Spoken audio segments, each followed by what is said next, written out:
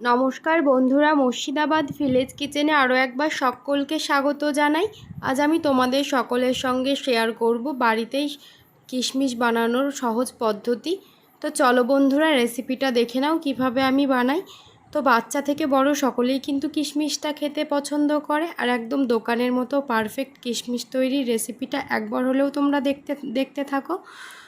তো আমি এখানে 1 কিলো পরিমাণ আঙুর ফলকে খুব ভালো করে ধুয়ে নিলাম। তো এবারে আমি চলে এসেছি উনুনের কাছে। দেখো, উনুনের প্রথমে ছোট ছোট করে পাটকাঠিগুলো ভেঙে দিয়ে দিচ্ছি।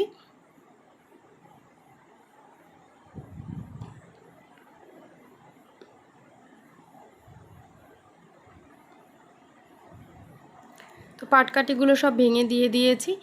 এবারে আমি আঙুর ফলটাকে আরও একবার ধুয়ে নিচ্ছি। ধুয়ে তারপর একটা একটা করে বেছে নিচ্ছি।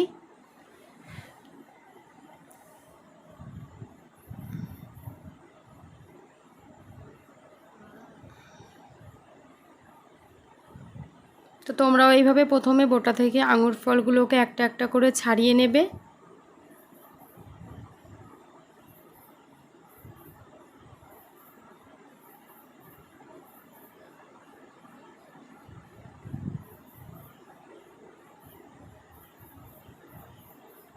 তো আঙুর ফলগুলো আমার সব ছাড়ানো হয়ে গেছে। এবার আমি উনুনটা জ্বেলে নিচ্ছি।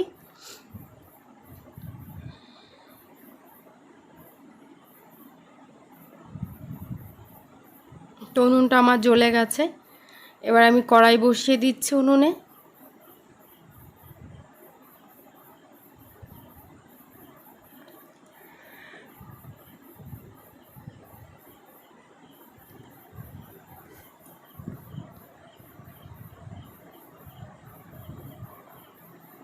এবারে দিয়ে দিচ্ছি 1/2 লিটার মতো জল।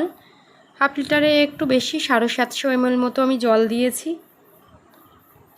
তো এদিকে দেখো, ছেলেও চলে এসছে আঙুর ফল খাওয়ার জন্য। তো জলটাও আমার ফুটে গেছে। এবার আমি আঙুর ফলগুলো দিয়ে দেব। জলটা কিন্তু এরকম গরম হওয়ার পরেই দিতে হবে। তো আঙুর ফলগুলো সব ঢেলে দিয়েছি। তারপর আমি দেখো 1 থেকে 1.5 মিনিট মতো এটাকে আমি জাল করে নেব।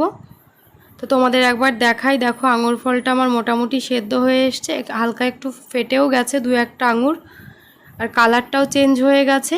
এবার আমি আঙুর ফলগুলোকে সব নামিয়ে নেব। তো সেই জন্য একটা ঝুড়ি নিয়ে নিলাম আমি। তোমরা চাইলে যে কোনো জল ঝরানোর পাত্রর মধ্যে এটাকে ঢেলে নিতে পারো।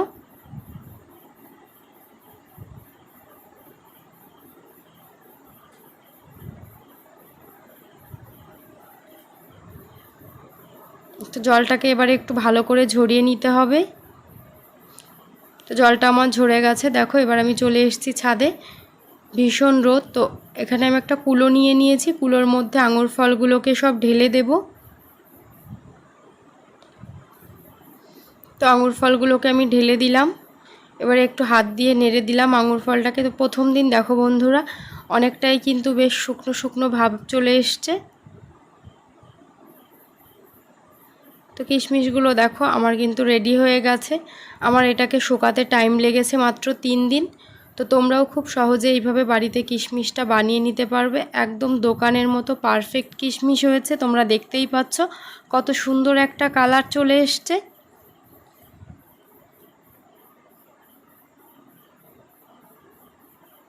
এই কিশমিশটা খেতেও কিন্তু খুবই ভালো হয়।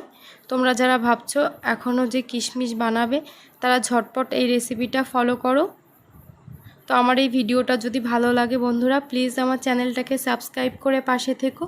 সকলে খুব ভালো থেকো, সুস্থ থেকো। আজ এই পর্যন্ত, দেখা হবে পরের ভিডিওতে।